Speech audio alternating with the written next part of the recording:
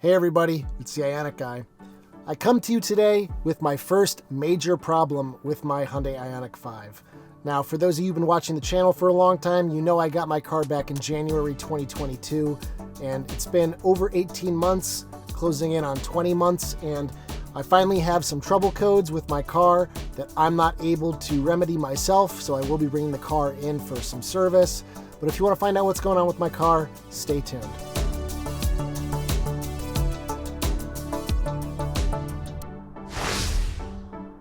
So this all began about a week ago when I brought my car in to get the BrakeLogic update done on my car. Anyway, things were great after the update for a couple days, and then I went to get in my car to go somewhere, and I turned it on, and on the screen popped up two warning messages. The first was check forward safety system. The second was check lane change assist function. Now these are two messages that I've never seen with my car before, other than outside of really inclement weather, like with heavy snow, heavy rain, where the safety systems kind of all just disengage because they aren't able to be functioning properly. So I have seen them in the past, but never in perfectly clear weather every time I start the car. This is happening every time I power the car off and on.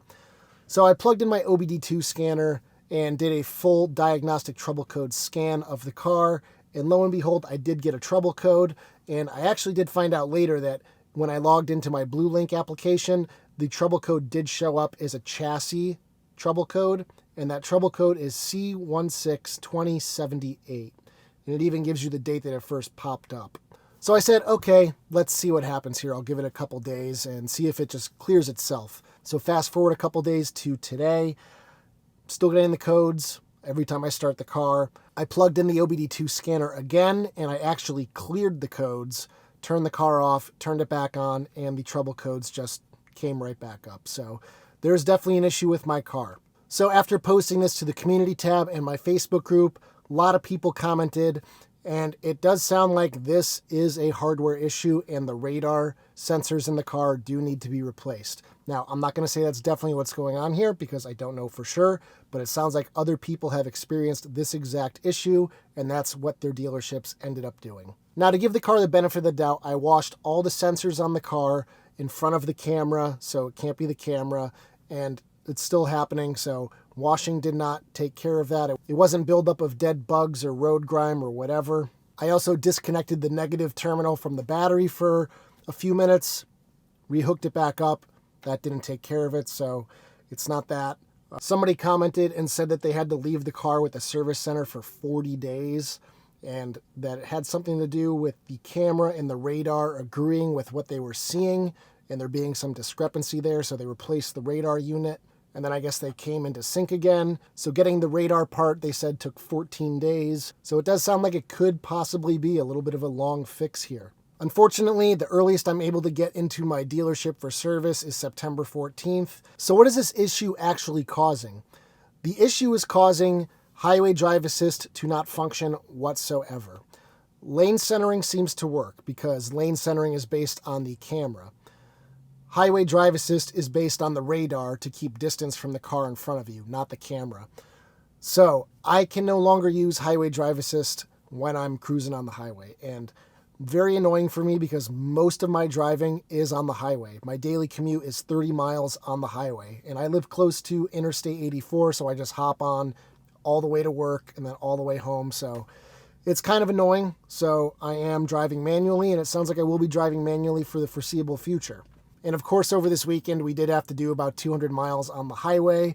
So I did have to do that all manually. I know, woe is me, first world problems. But you know what? I like using these systems, so I'm going to complain when they don't work. I don't know. It's these things like this that are starting to crop up that I'm just like, I really don't know what the long-term reliability of this car is going to be like. This is just the nature of all these high-tech systems and all these modern cars, is that they're all electronics based. Electronics do go bad despite what people seem to think. Honestly, I think electronics are probably more prone to failing and breaking because simple software can cause them to work improperly. Who knows if this was tied to the ICCU update, the latest VCU update, the BrakeLogic update? Who really knows? I kind of find it suspicious that it just started happening after the BrakeLogic update. So maybe that update broke something. So anyway, guys, I'm going to go ahead and get this checked out in a few weeks. Wish I could get in sooner. I'm going to keep checking, see if any openings come up at my dealership so I can get in a little quicker. It is okay, though, because I am getting the Genesis GV60 this Thursday, so I am going to have that for a week for a review video. So I can kind of shelve this while it's not working properly and check out the GV60, test out all of its functionality. But let me know down below in the comment section, have you had any issues with systems like this since you had the Brake Light Logic update? Hopefully not. Hopefully this is an isolated incident, but you never really know. Hopefully nobody else is dealing with this. I just hope that if it does have to be replaced, I'm not waiting weeks to get the part. Are you a new or existing owner of a Hyundai Ioniq 5? Then check out my store because I got a bunch of cool new stuff to show you. So obviously you got the OG magnetic eyewear holder, but I've also got a new magnet shaped like the Ioniq 5 wheel. Do you like big 40-ounce water bottles or tiny little cans? Well, I've got both. This one shrinks your cup holder, while this one enlarges it. I've also got some for the rear seat. I've also got a keychain that resembles the charging indicator in the charge port, and if you don't even want to see this charge port indicator when you're charging at night, you can go ahead and cover it up with this little guy. These LEDs flash very bright at night, so you might not want people coming over and looking at them, and when you're done, thanks to these two little nubs, you can go ahead and store it right in your charge port.